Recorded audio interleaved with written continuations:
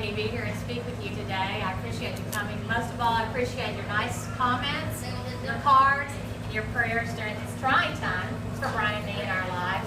You know, when I married Brian Babin 42 years ago, I should have known I was headed for adventure. Does she need to serve something here? Okay, well, we're eating some great food here in DayZ. So I was headed for adventure. I should have known it. You know, Brian graduated from dental school 1 week.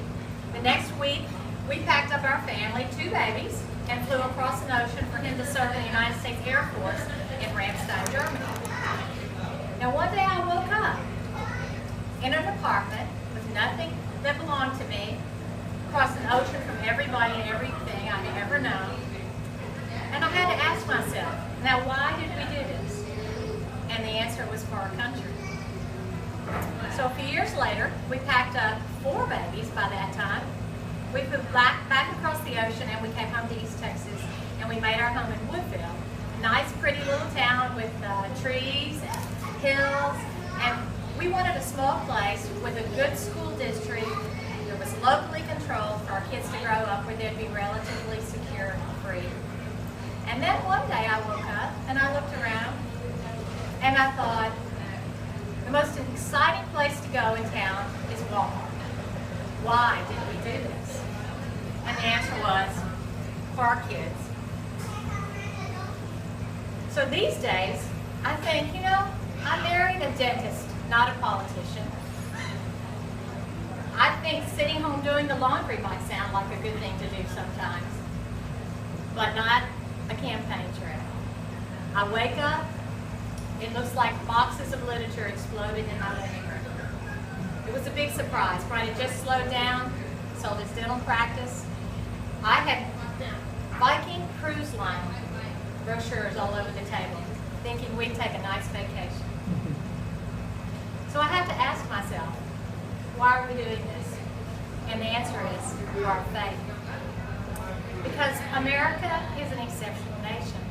It always has been. It's exceptional because of the Christian foundation upon which it was built. And every day we see that slipping away from us. And we just want people to know, we want to stand up, we have to stand up. Because the policies and the politicians are taking that away from us. And when it slips from our national character, it not only corrupts our present, but it threatens our future, and the future for our children and our grandchildren. So those are the reasons that Brian's running. You know, people ask us if we're crazy. My 87-year-old mother really thinks that we're insane. But somebody has to stand up. We cannot abandon our country, our kids. We can't abandon our faith. We have a responsibility. You know, I think Ronald Reagan said it best one time. It's a quote about duty. And I think whether we like it or not, it's about duty. That's why Brian Babin's running to be your congressman. And I think those of you who are here understand that today. You understand the importance of the election. You understand that it's about us, not about Brian, not about his opponent. We need a representative in East Texas who is from East Texas, who knows the people of East Texas.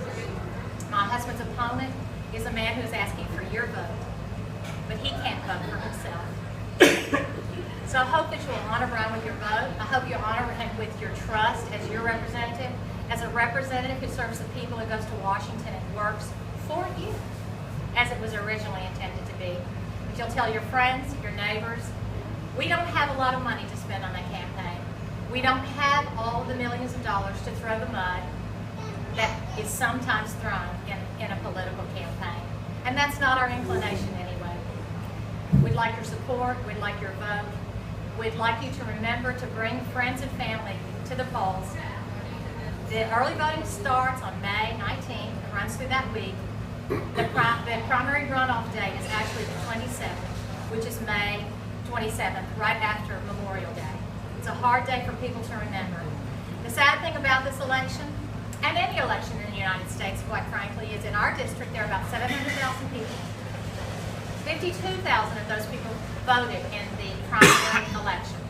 That was 12 opponents for the congressional seat. My husband won overwhelmingly in that election.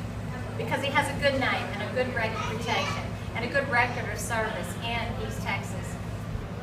Only about 30,000 people will vote in this primary run. That's 30,000 people who will decide who our representative will be in Washington.